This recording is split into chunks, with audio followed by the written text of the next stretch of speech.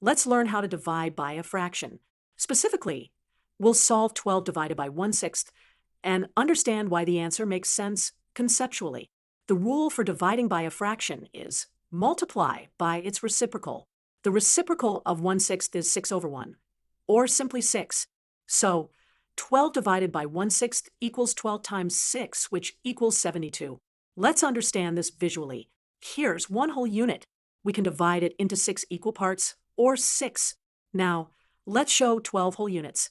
Now, if we divide each of these 12 units into 6, we can count that we have 72 1/6 pieces total. Here's why this makes sense. If one whole number contains 6 1/6, then 12 whole numbers must contain 12 times 6, or 72 1/6. So remember, when dividing by a fraction, multiply by its reciprocal. And conceptually, we're finding how many groups of that fraction are contained in our number.